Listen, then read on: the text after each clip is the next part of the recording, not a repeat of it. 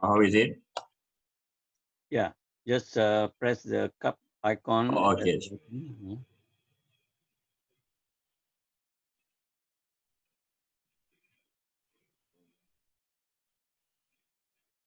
Okay. Okay, thank you, Sharan. Okay, so this is the topic of my lecture today, the second in the series of lectures on Islam and science. And the title for today's lecture is The Transmission and Development of Science in Medieval Islam. Okay, can we move on to the next slide? By the way, is my audio clear? Can you all hear me? On my side is very clear. Okay, your side is clear. Okay, I hope the rest also have Yeah. no problems with my audio tonight. Yeah, I apologize for last week. This week we have made some alterations in the audio arrangement. I have decided to use the handphone for my audio and the laptop for my visual. Yeah? So I think it works better this time because somehow the laptop audio is not so good for some unknown reason to me. Yeah? So, okay.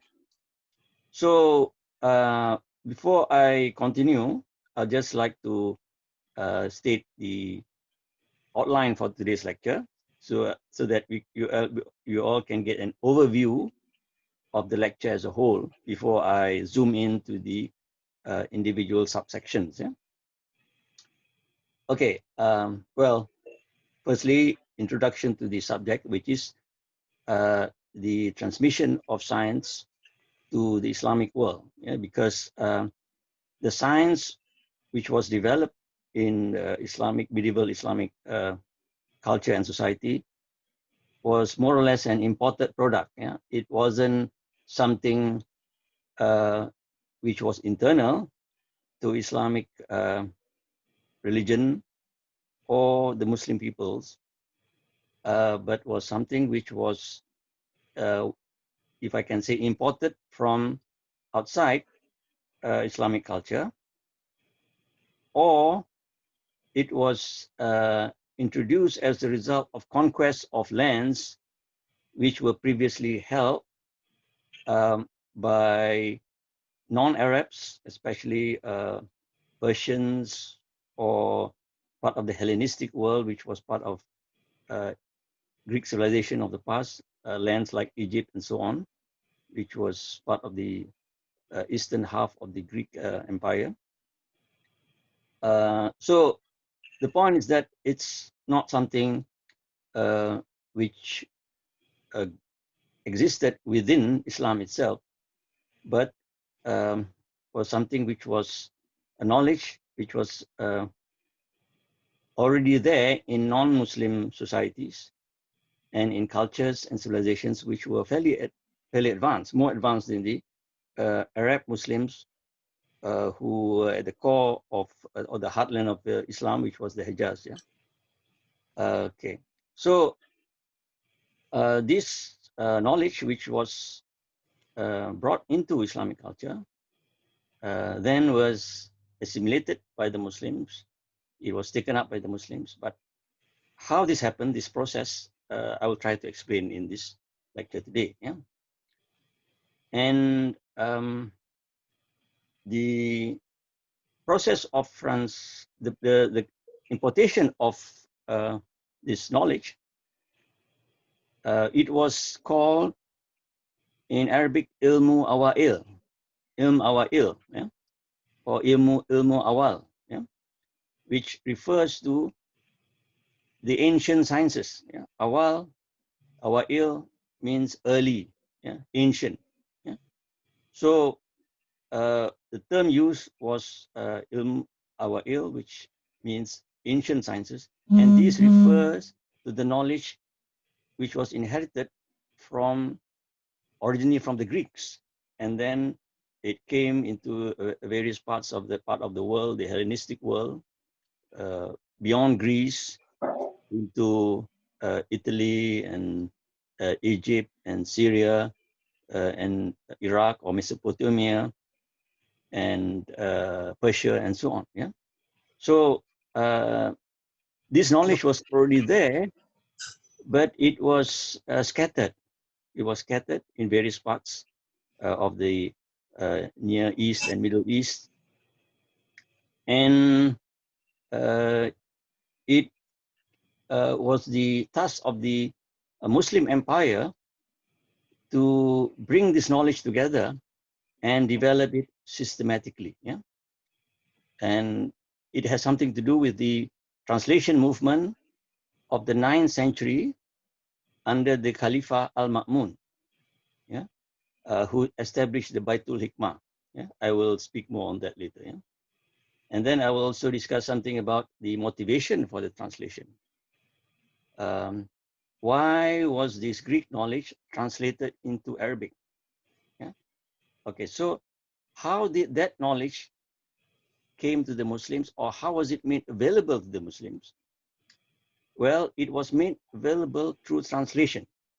Although the texts were there in various parts of the Muslim Empire, but in order for it to become useful to the Muslims, it has to be translated into Arabic, because Arabic was the lingua franca of the Muslims, yeah, in that part of the world, and even today throughout the Muslim world. Arabic is the lingua franca, is the common language, which has to do with the Quran, of course. Yeah, and so in order for it to be made available to the Muslims, it has to be translated into the Arabic language, because its existence was in languages which was other than Arabic, which was in Greek language or in Syriac language.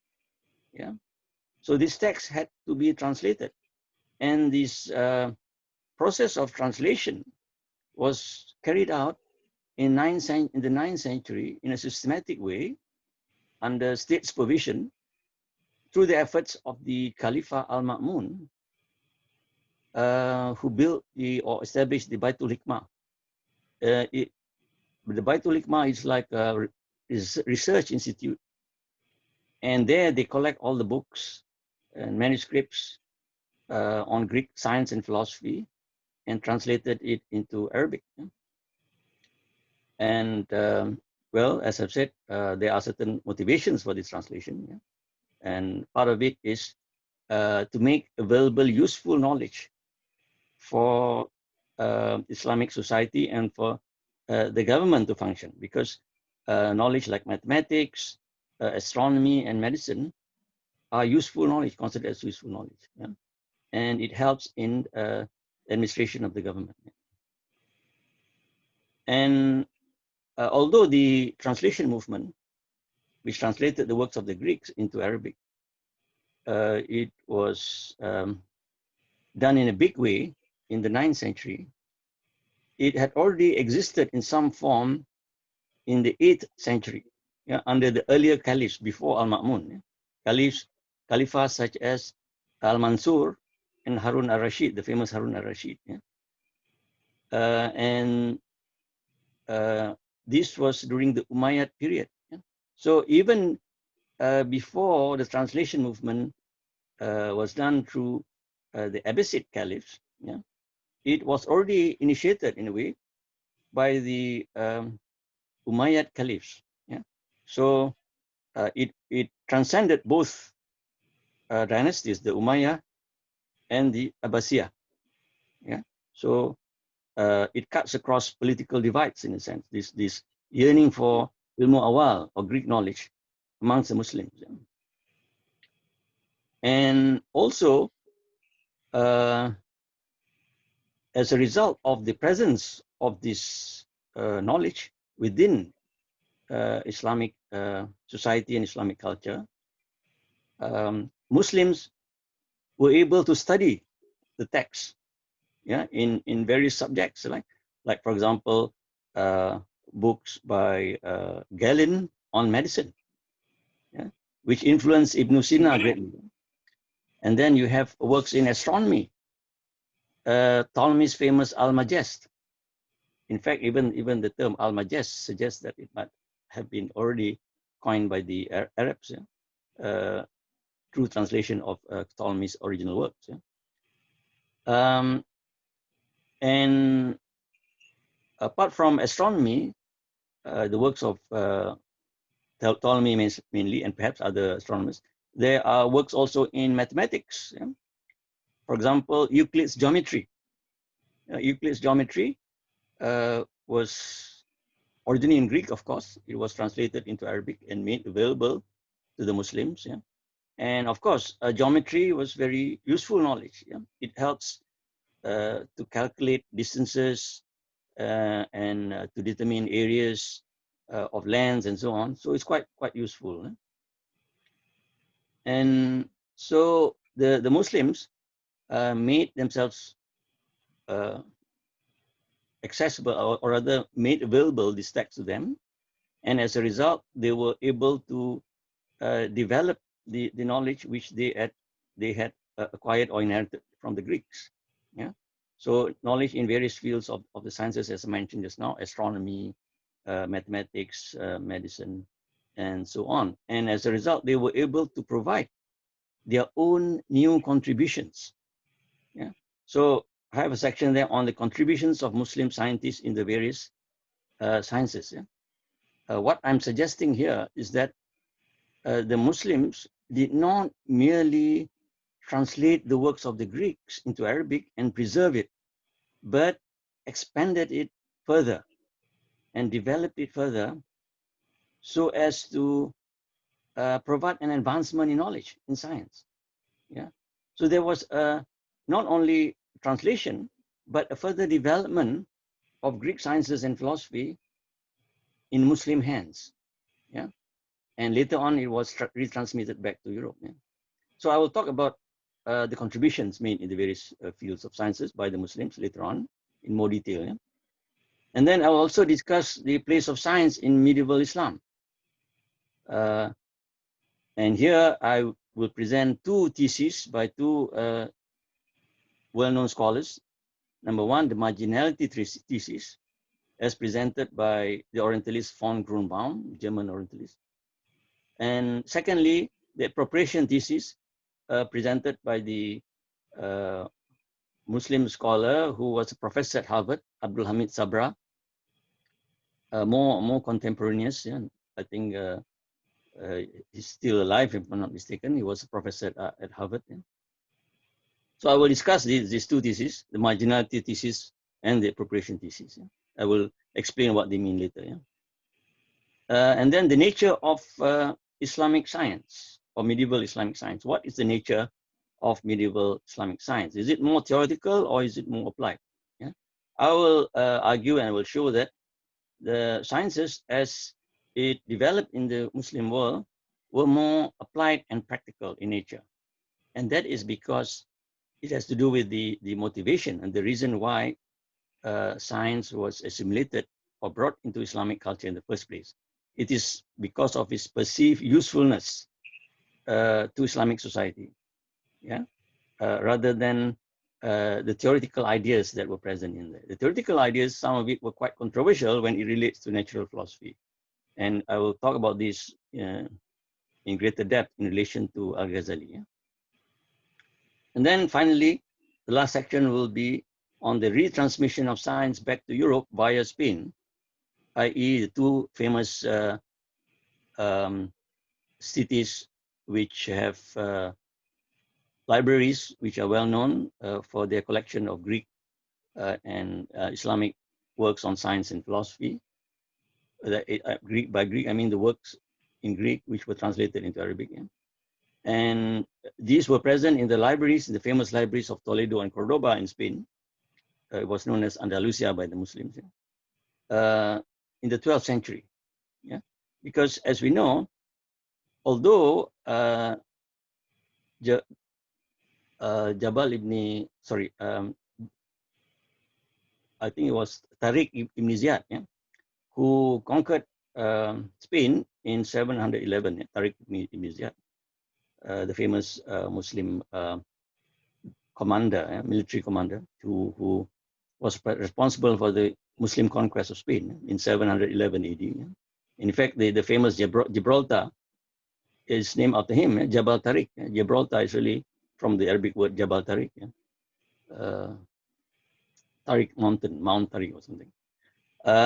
Although it was invaded by the Muslims in 711 and finally reconquered in total by the Christians, European Christians in 1492, in between parts of Spain, there was partial reconquest by the Europeans, by the Christians, by armies of Isabella from Spain and Ferdinand from Portugal. And part of this reconquest includes the reconquest of parts of Granada, i.e. Toledo and Cordoba. Yeah. So when Toledo and Cordoba fell into Christian hands, the libraries were available to the Christians. Yeah. The libraries which contain the Islamic science, the Greco-Islamic science, yeah, and philosophy. The works in science and philosophy, which was inherited from the Greeks and further developed by the Muslims, was made available to Europeans through the reconquest of parts of Spain. Yeah, and that happened in the 12th century. Yeah, and famous scholars such as Gerard of Cremona from Italy, Michael Scott from Scotland or Britain now, and Adelaide of Bath from England, they came down to Toledo and Cordoba to study the text, the Muslim text, which contained the sciences and philosophy of the Greeks as well as the Muslim scholars and scientists. And they translated it from Arabic to Latin. And this led to the revival of learning in Europe, beginning in the 12th century. Okay, so that's my outline for my lecture tonight. And now I will go on and speak in more detail of the various sections which I've mentioned. Okay. Now, as I've said earlier, science did not originate from within Islamic civilization, i.e. the knowledge of science and philosophy was something which was acquired from non-Muslim cultures and non-Muslim civilization, namely from Greek and Hellenistic civilizations, and also from the Persian Empire or the Persian civilization, especially from the Sassanid Empire, which was invaded or conquered by the Muslims. And so the Muslims came into contact with these other cultures as a result of conquest, and therefore these works in Greek and also in Persian and also in Syriac language was made available to them. And contrary to what some people might think, that there is this myth or story about Omar al-Khattab burning books, library books, and so on. With regard to the works of the Greeks, the Muslims, in fact, preserved it, yeah, and not only preserved it, but took the trouble of translating it into Arabic, which means to say that they value knowledge, yeah. And as a result, we hear famous names from the Muslim world, such as Ibn Sina, Al-Khwarizmi, Ibn al-Haytham, and so on, who were also given Latin names as a result of the translation of their works into Latin later on. So, although it did not originate from Islam, it was welcomed by the Muslims and patronized by some of the caliphs, yeah, both Umayyad and Abbasiyah caliphs, and developed that knowledge within Islamic civilization. And this happened while Europe was going through a period in history known as the Dark Ages. Yeah? Europe went through a period known as the Dark Ages from about the 5th to the 11th centuries, where there was no new development in knowledge. Because after the fall of the Roman Empire in the 5th century AD, the barbarians took over Rome and ransacked Rome and Italy and the rest of Italy and so on. And they had, of course, no appreciation for knowledge. because they were barbarians. They were only interested in military conquest, not in good government or knowledge development and so on. So as a result, there was no new development in knowledge in Europe for about 500 to 600 years. Yeah? And the task of continuing the knowledge tradition fell into the hands of the Muslims. Knowledge was preserved and developed through Islamic civilization. Yeah, paradoxically enough, nowadays we could hardly imagine that that it was the Muslims who were the leaders in knowledge, in science and philosophy. But that was the historical fact, that when Europe was going through the dark ages from the 5th to 11th century, the Muslims were developing science and philosophy from about the 8th century to somewhere around the 14th century, when it went into a period of decline.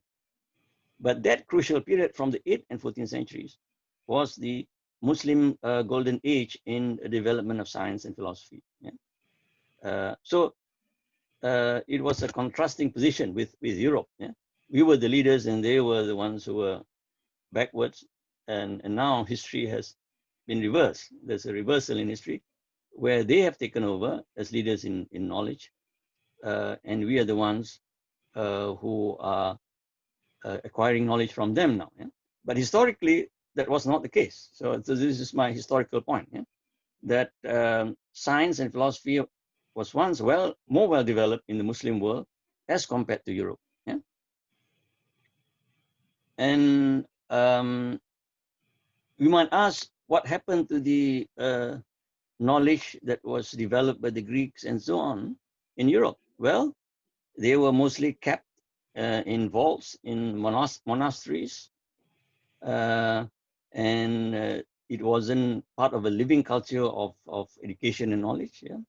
It was stored away, and in fact, knowledge like philosophy and so on was considered as antithetical to Christianity, to Christian beliefs. So that's another reason why there was no motivation to develop Greek philosophy and science and so on, because of the strong grip of Christianity on the medieval European world.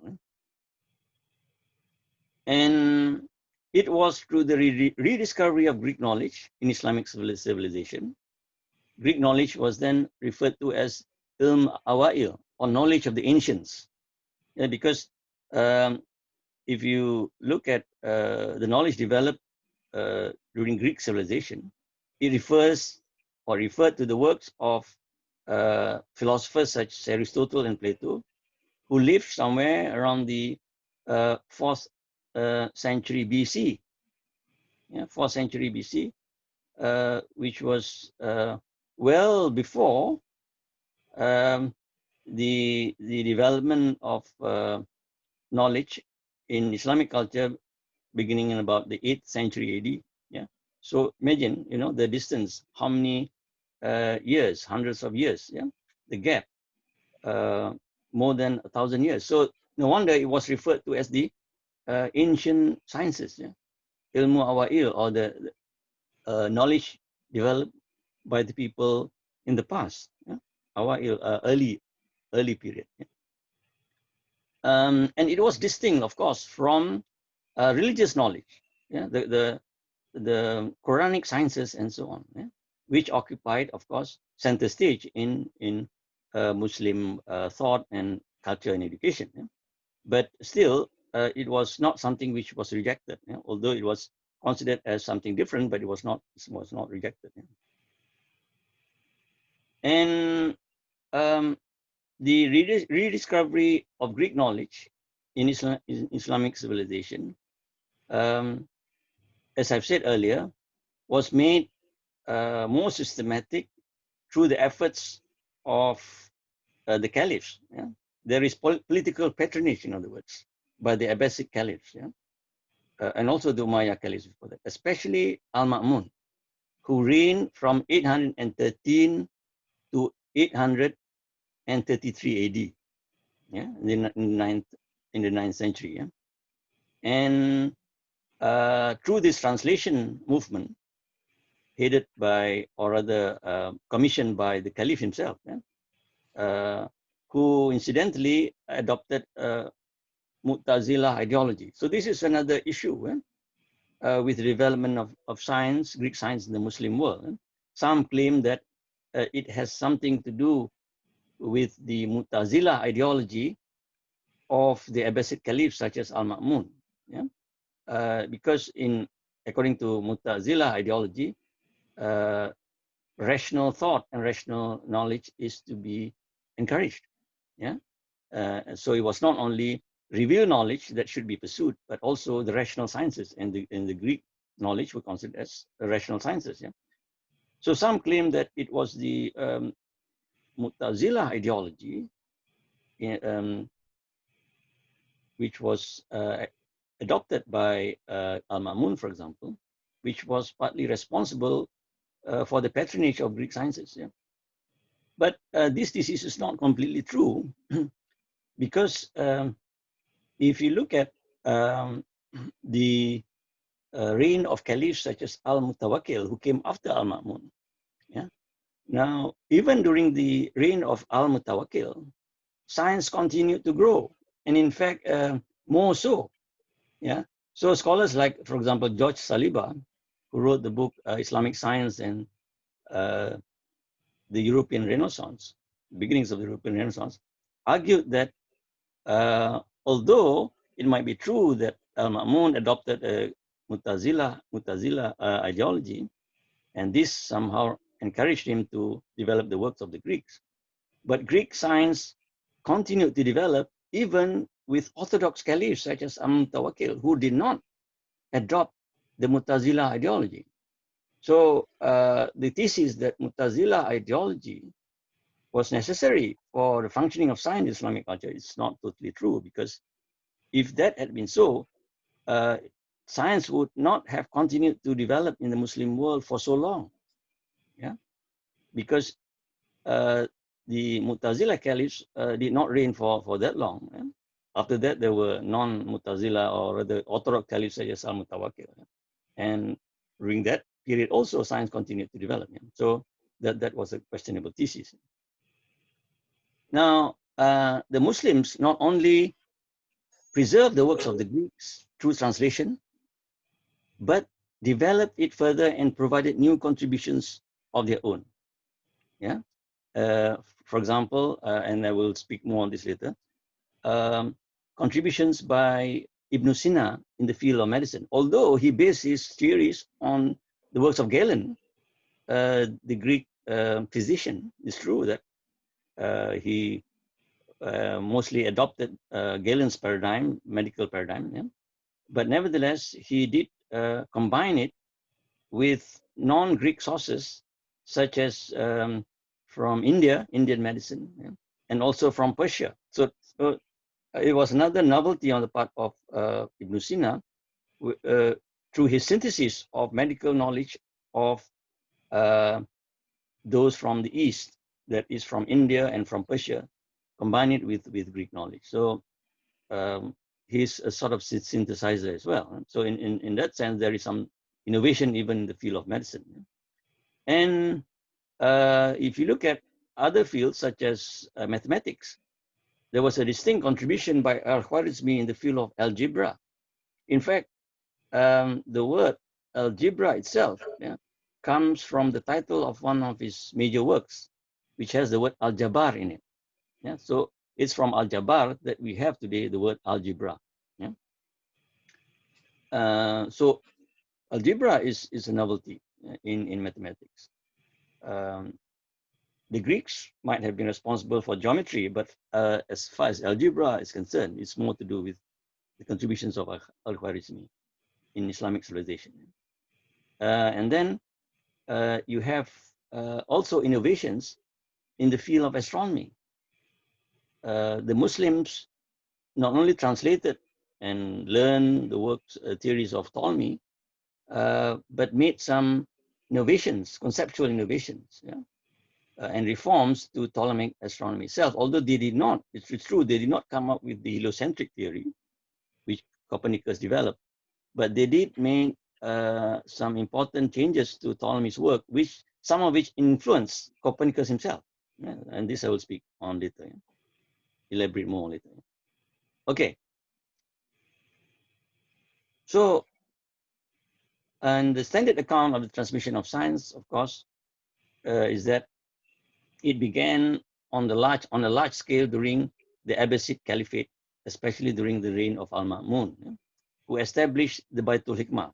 As I've said, the Baitul Hikmah is like a research institute, more or less.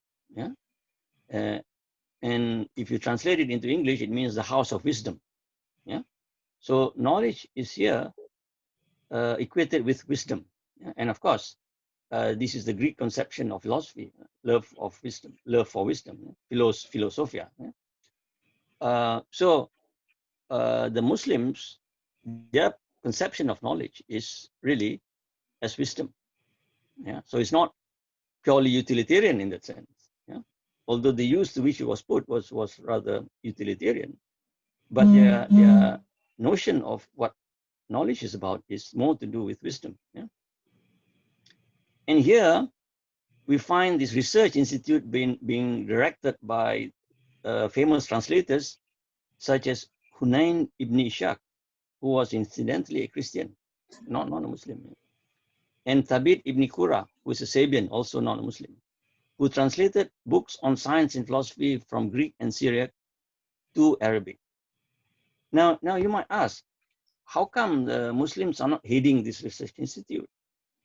Well, you must remember that the task of this Baitul Hikmah, their central task and duty, is to translate the science and philosophy of the Greeks into Arabic, thereby making available Greek knowledge to Muslim society.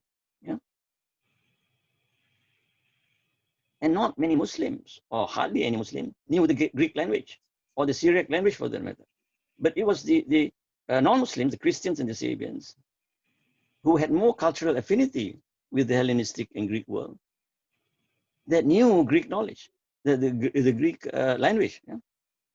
So because of their familiarity with the Greek language, and by virtue of the fact that they lived in a Muslim culture and thereby also knew Arabic, they were in the best position to do the translation work, because they were conversant, they were proficient in both Greek and Arabic. And that's an important quality which you need for the translation work. And that's why people like Hunayn ibn Ishaq and Thabit ibn Qura were central figures in the translation movement. Yeah, but they had to conform to the Muslim culture and Muslim worldview.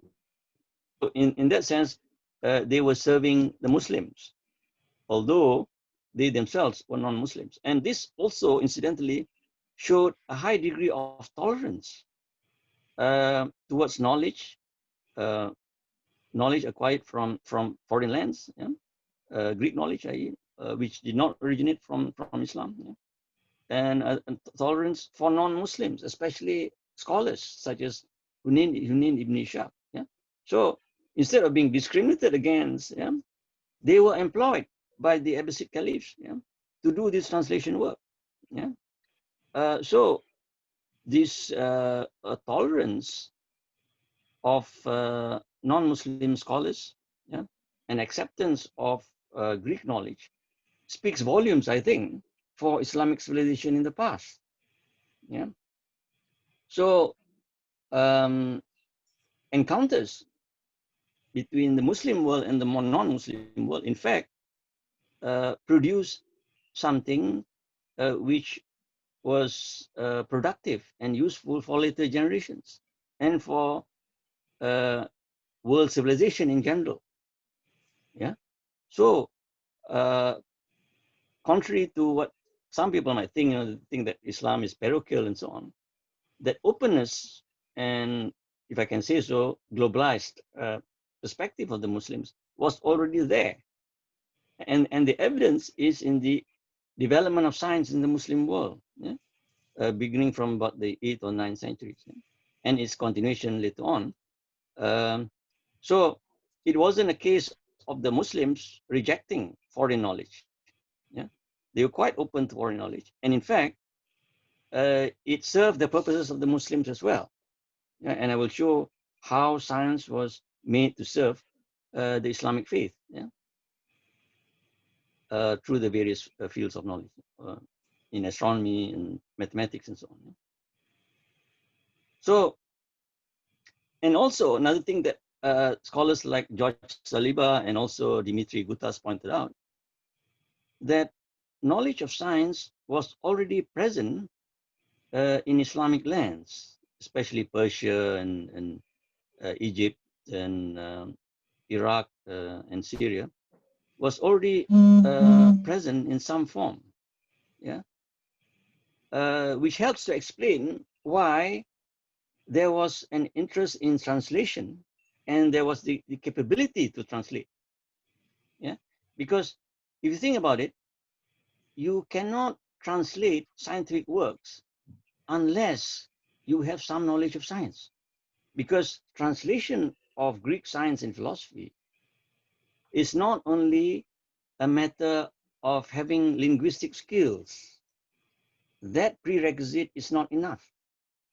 Yeah, you need to have some knowledge of science and philosophy in your own culture and civilization in order for you to be able to translate the works of the Greeks in science and philosophy. In other words, there has to be a knowledge of the content of science and philosophy.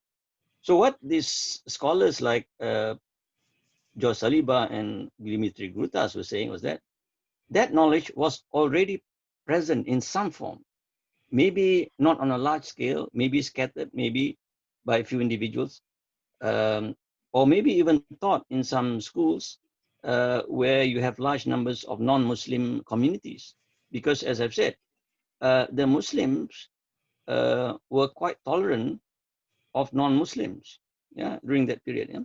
And although they conquered these lands outside the Hijaz, yeah, lands which were found in Egypt and Jordan and Syria, which had their own centers of learning. Yeah, so these centers of learning were allowed to operate. Yeah, and they were the ones who preserved the sciences of the Greeks in some form. Yeah, and so this made the translation movement possible. Yeah, the presence of people who knew the content of science and philosophy. Yeah, and therefore made it possible to translate into Arabic. Just imagine, you translating from English to Bahasa Malaysia, yeah, a book on physics, for example, and nobody in your society knows about physics. So how is that translation going to look like? Yeah, when we have no idea of mechanics, we have no idea of uh, electromagnetism, we have no idea of thermodynamics, we have no idea of relativity theory, and you just have a knowledge of English language and Malay language. Can you do the translation work? No, I don't think it's possible.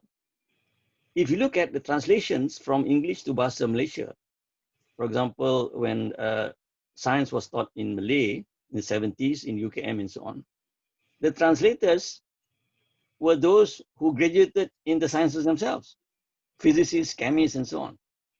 Yeah, you cannot ask the people who graduated in literature, Malay literature, although they have good linguistic skills, to translate work in physics, for example. So I'm drawing this analogy to make sense of the idea that science in some form had already existed in that part of the world, yeah? in the Hejaz, maybe not in the Hejaz, but nearby areas like to the east of the Hejaz, Persia, and to the north, Iraq, and to the west, Egypt. Yeah? They already have, although Europe was in the Dark Ages, but in the non-Christian world, science and philosophy was preserved in some form. So in a sense, Muslim civilization gave them that opportunity to develop, opportunity which was not given to them, which was deprived by Western European Christian civilization at that time, which was not tolerant of Greek knowledge. Yeah? So yeah. So, and on top of that, in the 9th century, with royal, sorry, not to say royal patronage, but political patronage by the top leadership, the caliphs himself. Yeah? This made it possible to bring all these centers of learning and knowledge from the various parts of the Muslim world into a central place, which is Baghdad. Mind you, the Baitul Hikmah, the location is in Baghdad. Maybe I forgot to mention this before. Yeah? And Baghdad was also the capital of the Abbasid Caliphate, as opposed to the previous capital under the Umayyads, which was in Damascus, Syria. Yeah, and Baghdad, according to what I read from a book by Dimitri Gutas, was more cosmopolitan. Yeah, and so you were able to make use of the service of the non-Muslims. And as I pointed out, Hunayn ibn Ishaq and Tabit ibn Qura were two of them, two of the well-known names. Yeah? So the shift in capital from Damascus to Baghdad and the establishment of the Baitul Hikmah in Baghdad was also another important factor for the success of the translation movement and the importation of Greek knowledge into Islamic society, because now it's centralized and it's part of state policy to develop this knowledge. Yeah. So it's a very strong combination of factors that enable science to take place in the Islamic world. Yeah. Okay, next. Now, what happens after the sciences were translated into Arabic? Now, what happened was that the Muslims, especially those who only had knowledge of linguistic knowledge of Arabic, but not Greek or Syriac, they were now able to learn Greek knowledge, the knowledge which was a legacy of previous Greek scientists and philosophers and thinkers and so on. It's now made available to them in their own native language, which is Arabic. Or even the Persians, for that matter, they knew Arabic too. Yeah? Although Arabic is not a native language of the Persian, but they knew Arabic too. Yeah? And so, because of the availability of these works in Arabic, they were able to not only acquire that knowledge, learn it, but also develop it further. That means they were able to contribute to the progress of science as a whole. So if you look at human civilization as a whole and the world of science in its universal form, if you look at the line of progression from the 9th century to about the 14th century, Muslims made the most contribution to the field of science. Yeah, more so than the Europeans. In fact, the Europeans were indebted to the Muslims for preserving and developing the works of the Greeks and retransmitting it through Spain in the 12th century. Yeah. So, and it produced this movement of translation of science and philosophy and its development in the Muslim world, produced famous scholars who actually provided important contributions. Yeah? And I will mention some of these great Muslim scientists. For example, number one, Jabir ibn Hayyan, famous for his contributions to the field of alchemy, which is a sort of a proto-chemistry. Yeah? Although alchemy is now not considered as science proper, it's considered more like a pseudo-science, but it was the beginnings of chemistry nevertheless. Yeah? And Jabir ibn Hayyan made some contributions in that. And then, of course, in the 9th century also, you have the famous Muslim mathematician, yeah, Al-Khwarizmi, whom I've said earlier, provided an important contribution to the field of mathematics, which is the field of algebra. And his famous book has the title Al-Kitab Al-Mukhtasar Fi Hisab Al-Jabar Wal Mukabala. So I have put Al-Jabar in bold there to indicate that the word algebra actually comes from Al-Jabar. Yeah.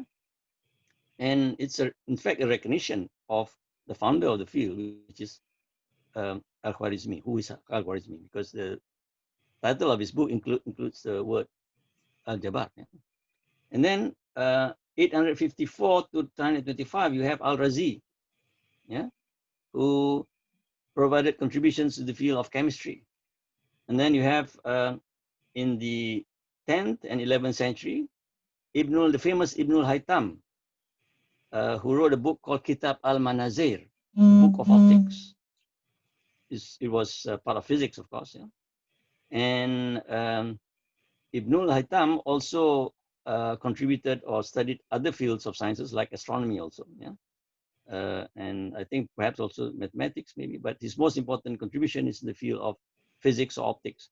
And he was the one who developed the so-called camera obscura, which proved that light travels in straight lines. You know, camera obscura, you have a small slit, and then you have a screen at the back, and you have a dark room, and you let light pass through in front of it, and you find that the image is inverted. Now, that is an important discovery in the field of optics at the time, and it influenced the works of later scholars in the field of optics in Europe. Yeah? And another famous name is Ibn Sina. By the way, Ibn al-Haytham also had a Latin name, or name in Latin given by Europeans, Al-Hazin, because of his full name, Al-Hasan, I think. So then Al-Hasan into Al-Hazin. And then another famous name, Ibn Sina, who lived from about 980 to 80 AD to 1037 AD. Yeah? And you can see all this came after the translation movement of the 9th century, 813 to 833 under Al-Ma'mun. Yeah? Ibn Sina provided important contributions to the field of medicine. And his famous work, his famous book, has the title in Arabic, Kanun fil al-Tib, Kanun fil Tib. Yeah? And it was used as a textbook in European universities. And from some source read, his portrait is still found in the medical faculty of the University of Paris. So even the Europeans acknowledge his contribution to the field of medicine. Although, of course, the paradigm in which he worked on, which is Galenic medicine, Galenic theory of Galen's theory of the four humours, was discredited by the end of the Middle Ages, and a new kind of paradigm based on Paracelsian theory of medicine, Paracelsus. Yeah? But nevertheless, it was influential in European universities through his Kanun fil Tib, which was used as a textbook in medieval European universities. And then, of course, you have the famous Al-Biruni, a geographer who, amongst his other accomplishments, is to calculate the circumference of the Earth, if I'm not mistaken. And in the 13th century, sorry, before that, you have in the 10th and 9th, 10th and 11th century, Al-Zahrawi, yeah, who was famous for his contribution to surgery. He was probably the top surgeon in the world at the time, yeah, in the 10th century, leading surgeon in the world, Al-Zahrawi. Yeah? So the technique of surgery is not something which only came about in the modern age, in the modern period, but was already there in the Middle Ages.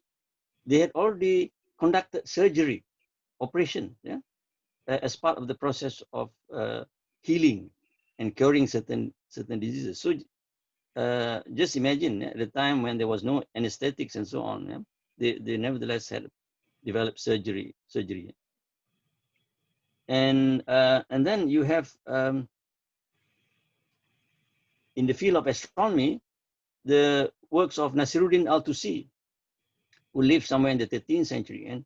And Tusi had a model called the Tusi couple, which was used later on in engineering, and also used as part of the model in astronomy, in Ptolemaic astronomy, part of the reforms of Ptolemaic astronomy. And this Tusi couple was also found in the works of Copernicus, although Copernicus, controversially, did not acknowledge the source of his model, which made use of the Tusi couple.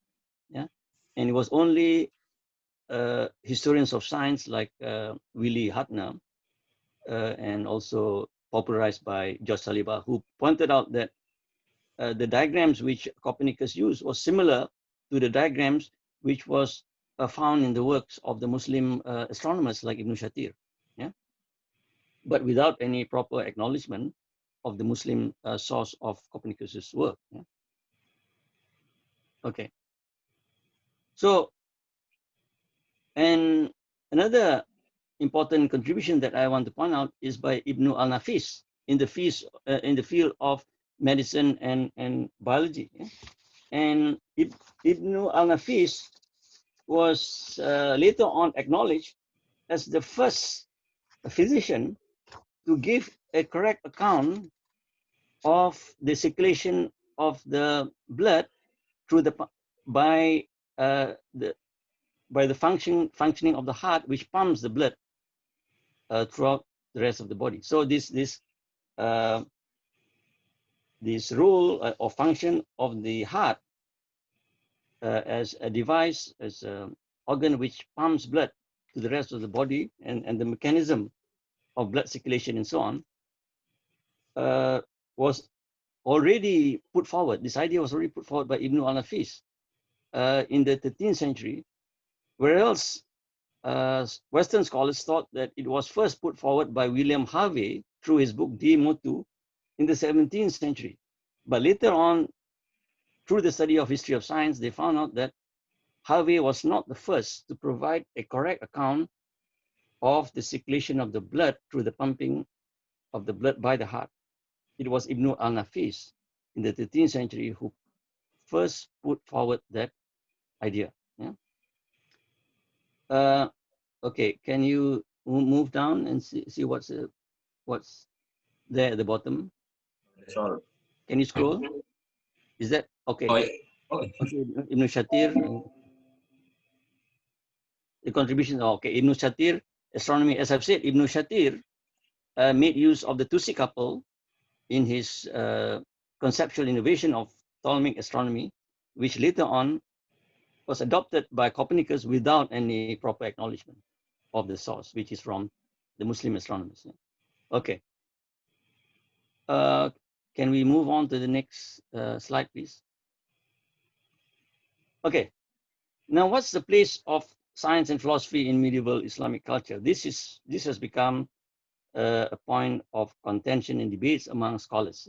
And there are two main theses that I would like to put forward here that have been found in the literature, which is number one, the marginality thesis put forward by the Orientalist von Grunbaum versus the appropriation thesis, which was put forward by Abdul Hamid Sabra, who was a Harvard professor of the history of science. Yeah? And according to the marginality thesis, science and philosophy occupy a marginal position in Islamic culture and system of education, where it is religious sciences such as study of Quran and Hadith that occupy a central position, rather than the so-called ancient sciences, the ilmu awail, which has to do with science and philosophy, Greek science and philosophy. So here, the claim made is that since it is not central to Islamic culture, this, in a sense, contributed to its decline later on, that it was not something which is sustainable because it was not somehow harmonized with Islamic norms and values. Yeah? So it always remains at the periphery, so to speak. Yeah? And with the ascendancy of orthodoxy in Islamic culture, its place is further jeopardized. Yeah? Now, the other thesis is the appropriation thesis by Abdul Hamid Sabra. He wrote an important article in 1987, which was published in the Journal of History of Science. And here, Sabra argued that science was somehow appropriated and assimilated by the Muslims in Islamic culture and civilization, but it was largely made to serve religious purposes, as in astronomy and mathematics. So it was an instrumentalist role that science occupied in Muslim culture, that it is an instrument used by the Muslims to serve religious needs and purposes. Can we move on to the next slide? Okay. Now, if you look at some of the contributions which the Muslims have made and the science for which they were famous for, it was basically applied and practical in nature. So it is largely applied and served practical purposes. Yeah? For example, the use of astronomy, which was known in Arabic as ilmu falak, falak, yeah? And is still taught now in the Islamic madrasas and colleges and even Al-Azhar. You have courses on falak. Yeah? The use of astronomy to find the direction of the Qibla, find the direction of Mecca. Yeah? So it has a practical use for religious purposes. Because in order for Muslims to pray, they have to know the direction of the Qibla wherever they are in the world, yeah? In whatever Muslim country they're in Syria or Jordan or Egypt or Persia or Iran, which is very far away from Mecca, of course. So how do you know the direction? Now, you have to have knowledge of astronomy and mathematics. So it comes in useful here. Yeah? Number two, to determine prayer times, sunset, sunrise, and other times. Yeah. So this can be done through astronomical calculations. So knowledge of astronomy serves a useful purpose here in determining the time for prayer. Yeah? And also, number three, to determine beginning of the month of Ramadan for fasting, also requires knowledge of ilmu falak. Yeah? So you can see how when it serves a religious purpose, it is sustainable. Yeah? And another field of science or knowledge which was useful to the Muslims was arithmetic and mathematics. And it's used for determining allotments for inheritance because the Muslims had their own inheritance laws, yeah, as prescribed in the Quran. Yeah, who gets what and how much. Yeah, after someone has died and bequeathed and his property is left behind. Yeah, so that needs mathematical calculations. Yeah, it serves a practical purpose so that the property can be divided according to the Faraid principles. Yeah? And mathematics is useful for this purpose. Yeah? And it's also used for land surveying. So here you can see how advanced civilization is. They have, in order to administer the country with its land areas and so on, they have to have some way of surveying the land and quantifying the areas and so on, and knowing which area belongs to whom and so on. So this requires knowledge of geometry, which is part of mathematics. And also useful for, geometry is also useful for measuring distance and areas. And mathematics is also used for accounting, for government finance. Yeah? So you can see here that the Muslims adopted Greek knowledge, not for nothing, but because it serves a useful purpose in their society. And of course, the use of medicine and surgery for healing. Yeah? This is also useful knowledge. And in fact, the study of medicine was regarded by scholars like even Al-Ghazali as fardu kifaya. Yeah, so it's incorporated into Muslim mindset. Yeah, and therefore it was not seen as in opposition. Science was not seen in opposition to religion for this very reasons. However, the study of philosophy or natural philosophy, as practiced by the so-called philosophers, yeah, the philosophers, this is marginal. This, I agree, is somehow problematic in medieval Islamic thought and culture. Yeah? Although philosophy in the form of kalam was practiced, there were theological schools known as kalam, yeah, which developed philosophical methods of argumentation and so on. Yeah? And in fact, in the Al-Ash'ari school, they even have a form of atomism as part of their natural philosophy. But this atomism, unlike Greek atomism, which led to atomic theory and later on in science, it was combined with occasionalism, which was a philosophy that says that at every moment in time, God creates the world anew, and that there is no intrinsic causal relation between one event and another in temporal succession. Yeah? Which means to say that the world can turn in any way, in any possible way in the next moment. So there is no regularity in the order of nature, in the functioning of nature, yeah? Because everything is dependent on God's will. So because occasionalism was combined with atomism, the atheism did not lead to science. It led to Kalam theology. And then, of course, you have the famous critique by Al-Ghazali of the philosophers in his famous book, Tahfut al-Falasifa, translated as The Incoherence of the Philosophers. And of course, this had an effect on the development of philosophy in the Muslim world because of Al-Ghazali's critique of the two famous Muslim philosophers, namely Ibn Sina and Al-Farabi. So in the Sunni world, the blow given by Al-Ghazali to philosophy was something which the Sunni world found it difficult to recover from. The Shia world, later on through the works of Mullah Sadra and so on, philosophy did thrive. Yeah? Okay, can we move on to the next slide, please? Now, what happened to science and philosophy in the Islamic world? Did it remain within the confines of Islamic civilization? No. It was retransmitted back to Europe around the 12th century AD through Spain, as I've explained earlier. Namely, the two famous cities, Toledo and Cordoba, which was reconquered by the Christians through the armies of Queen Isabella of Spain and King Ferdinand of Portugal. And these two cities contain libraries, treasure houses, which house treasure houses of knowledge of Greco-Islamic or Greco-Arabic science and philosophy. So just imagine how excited the Europeans were to come into contact with the libraries of Toledo and Cordoba, Spain. Yeah? And they made full use of that. Their scholars came to study the Arabic manuscripts. You know, they took the trouble of learning the Arabic language because they want to gain access to this knowledge, this treasure.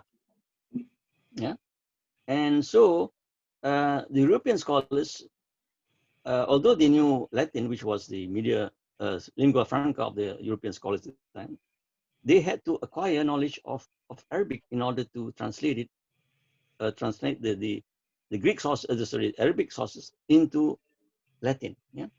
So the task was carried out by famous translators such as Gerard of Cremona from Italy, Michael Scott from Scotland, and Adelaide of Bath from England, who lived in the cities. They not only visited, they lived there for a number of years. They sacrificed their lives to the world of scholarship in order to translate these works, yeah?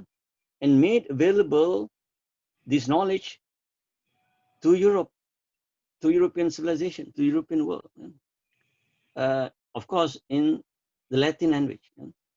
And that is the reason why you find Muslim scholars like Ibn al-Haytham, Ibn Sina, Ibn Rushd, and Ibn al-Ghazali having Latin names. Yeah? For example, Ibn Sina was known as Avicenna. Yeah? Ibn Rushd was known as Averroes. Ibn al-Haytham was known as Al-Hazim. Ibn Bajjah was known as Ibn Pace.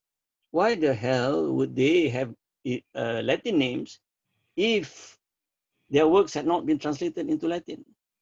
And they were sort of Latinized. The names were Latinized as part of the appropriation of Muslim knowledge into European culture and civilization. Yeah? And this brought Europe out of the Dark Ages. Now, this is not a small claim that I'm making here, yeah? But it is found in the history books. Yeah?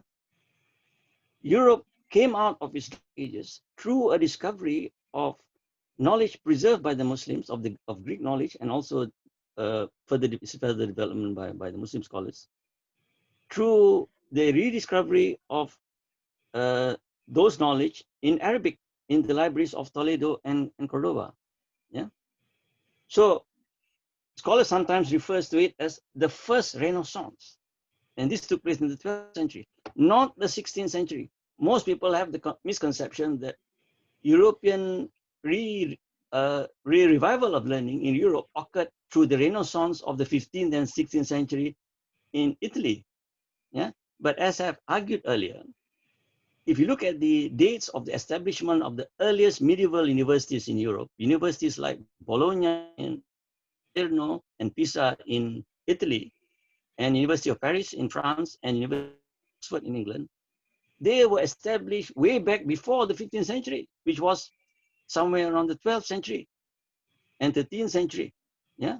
So how do you explain the establishment of universities prior to the so-called Italian Renaissance?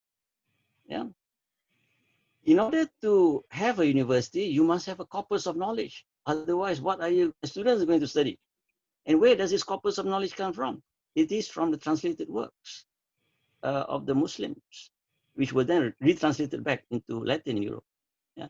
So you can see how important here Islamic contribution is to the development of world knowledge, or world development of science and philosophy. Yeah. Had it not been for the Muslims, the medieval European universities probably won't have any substance to be based on. Yeah. And it wouldn't have led to the scientific revolution. Yeah? So it was an important link in the chain of the development of knowledge in human civilization as a whole. So the West cannot simply say that, we have no right to knowledge because we have not made any original contributions in contemporary world. Yeah. Because if you look at the history, if the Muslims had not provided that knowledge base, that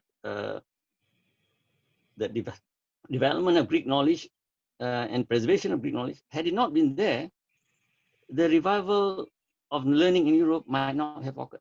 So I rest my case. Thank you. Thank you so much, Prof. Very detailed exposure of knowledge during the medieval period. Have you good question? Chat box.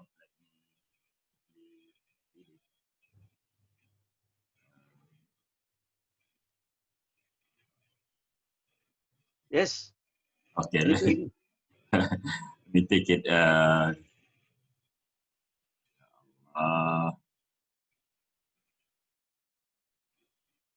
Okay, this one from Brother Nasir.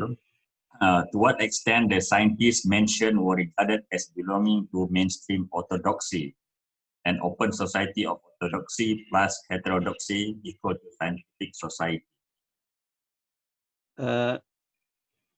Can you repeat the question again, please? I didn't quite hear it.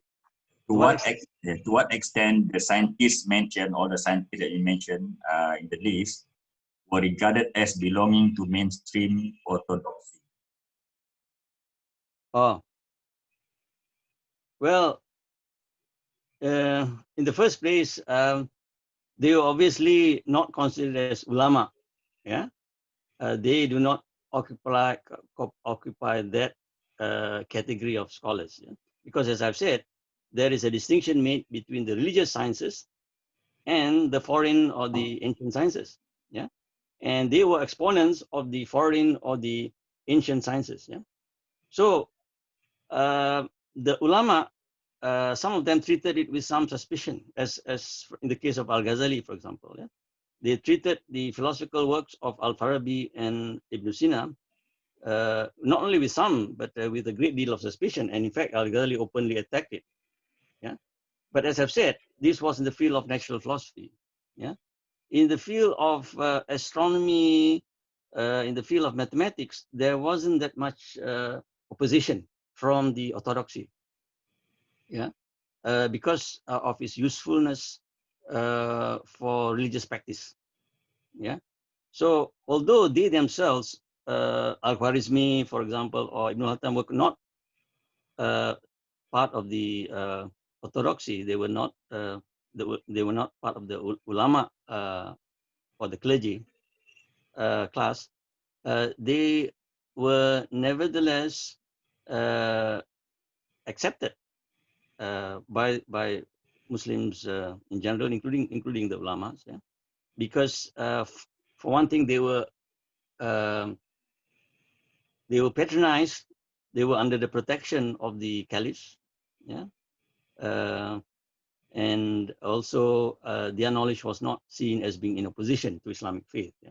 And interestingly enough, for example, during the time of Al-Ma'mun, who adopted the Mu'tazila ideology, the Orthodox theologians like Ibn Ahmad ibn Hanbal had a bad time. They were badly treated. Yeah? And Al-Kindi, for example, was favored. Yeah? But when fortunes changed and Al-Mutawakkil took over, the Orthodox Caliph, there was again another reversal in fortune where Ahmad ibn Hanbal was back into the fray, back into the mainstream, whereas Al-Kindi was sort of became an outcast. Yeah? So this is what perhaps Foucault calls relationship between knowledge and power, and it existed in the Islamic world as well. From Brother Nuruddin, can you explain the deductive and inductive or even abductive reasoning tradition in Islam? That Nursi, for example, criticizes the tendency of kalam, which places too much emphasis on the deductive tradition and underestimate the inductive tradition. Well, the field of logic was a field which was studied in the Islamic world also under the name of mantiq. Yeah, mantiq is the Arabic word or equivalent of logic. Yeah? And the logic we are talking about here is logic inherited from the Greeks. Yeah? The works of Aristotle, syllogism, for example. Syllogism, of course, is deductive. Yeah? And you find that Muslim scholars like Ibn Sina also wrote on logic, yeah?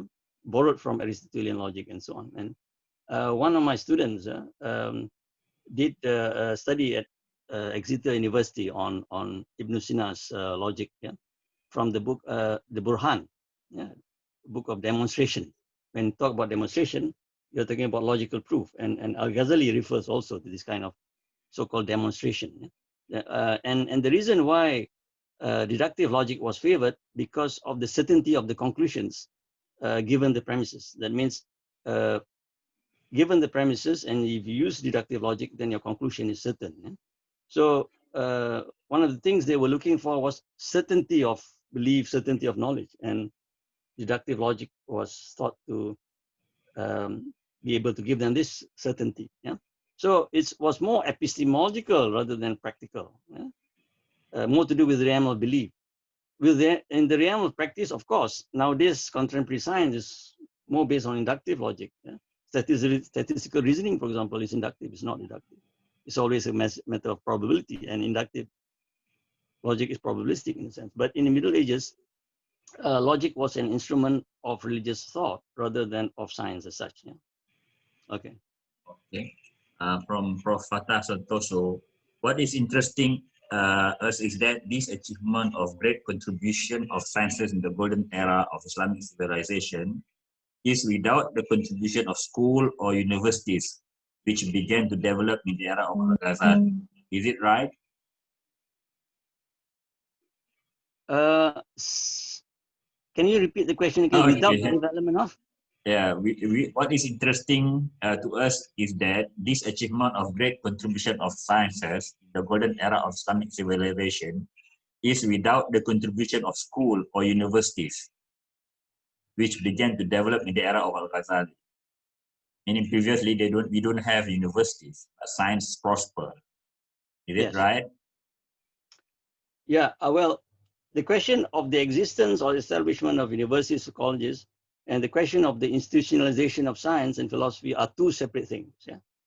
So universities or colleges did exist in the Islamic world in the form of madrasas. Yeah. For example, Al-Ghazali was a professor at the Nizamiya College, which was set up by the Nizam al-Mulk. Yeah.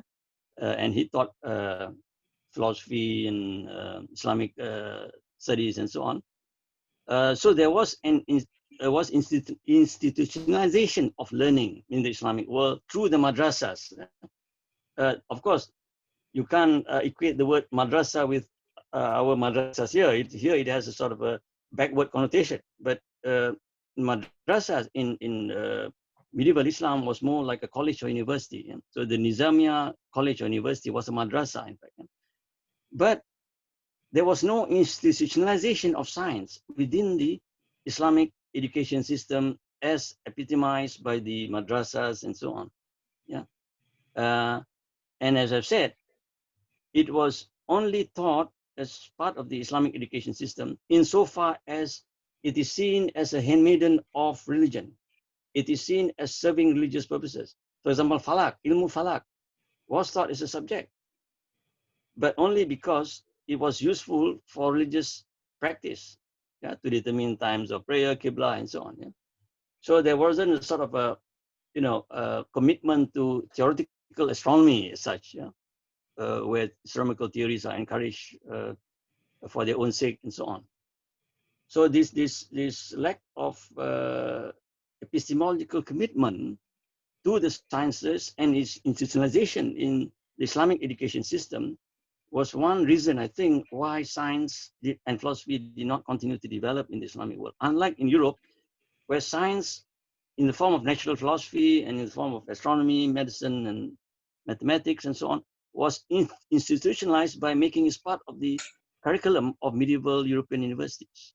In the Faculty of Arts, which was separated from the Faculty of Theology, to ensure that this natural philosophy and so on could not pose a challenge to Christian theology. So they had a mechanism for protecting faith, but although they accepted sciences and philosophy as part of the education curriculum. Yeah? But the Muslims did not have that mechanism, unlike the European universities. Okay. Yeah, I think we take two questions both from Brother Abdullah Idris and Dr. Munif. Brother Abdullah asks why there's no more exist scientists who master the science of religion and science as in the time of Sina and others. Why we cannot produce that scientists anymore. And some argue that the decline of science in the Islamic world was caused by the victory of Al-Ghazali, Sufism over Ibn Rushd philosophy. Is Ghazali the trigger? And from Dr. Munif, so when do you think the progress of Islamic science came to a halt? When and what were the reasons behind that? Well, this is a big question which I will deal in more detail in my next lecture. I'm not trying to give an excuse for evading your question, yeah, but I think it requires or it warrants more time for answering that question. Yeah, but briefly, I can say a few words at this stage. Yeah, I don't think that Al-Ghazali's critique of Greek natural philosophy through his criticism of the works of Al-Farabi and Ibn Sina was a real factor in the decline of Islamic science, although it did have an effect to some extent, and I will explain it in more detail. In fact, I've written an article on the role of natural philosophy in Islamic science. And I think natural philosophy only came into prominence in the development of science in the West much later, yeah, perhaps in the 18th century, through the combination of atomism and Newtonian mechanics. Yeah, then it became fruitful science. Philosophy contributed to fruitful science, but earlier on, before the 17th century, natural philosophy was quite separate from natural science, yeah? and therefore did not its lack of attention to natural philosophy did not in a way affect the development of natural science. Yeah?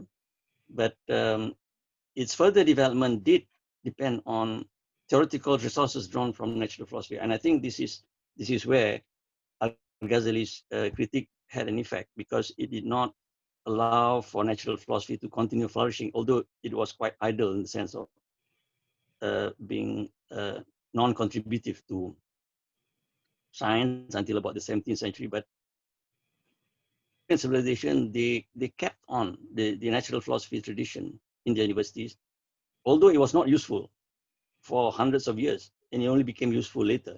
So that's my response to it.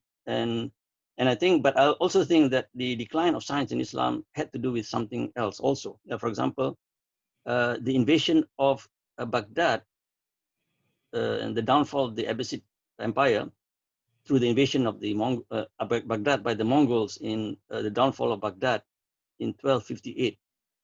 That led to political disintegration of the Islamic Empire.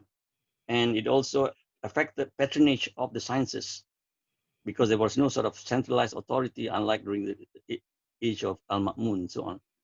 And patronage was very important for the development of science during that period, because as you can see, the scientists had to be protected from the orthodoxy, they had to be given funding and so on. And only with patronage from the caliph can you have this kind of development. Yeah. Thank you so much, Prof. There's a short note by Dr. Munif that Prof. Abdul Hamid Sabra passed away in 2013, age 89. In 2013, 2013. I'm sorry, then I made a mistake earlier on. 89 years old, mashallah. Okay, but unfortunately I was wrong. I didn't check up that. So, okay, thank you, Dr. Munif, for the correction for me. So now I know that he's no longer with us. Sad to hear that, although I knew about it 5 years later. But I still use his works. Yeah, I think his contributions to history of Islamic science is tremendous. And tonight perhaps I will donate Al-Fatiha to him, inshallah. Okay, Prof. We'll see you next week, same time, inshallah. Okay, thank you very much for listening. Yeah. Okay, everyone. I'll continue next week. Yeah. Okay. I will email all this first lecture, second lecture, and few articles by Prof also. Prof has emailed me few extra reading material for us. Yes, please circulate those materials, the articles which I've published to members of this group. Yeah. Thank you. Thank you so much. Assalamualaikum warahmatullahi wabarakatuh. Welcome, salam.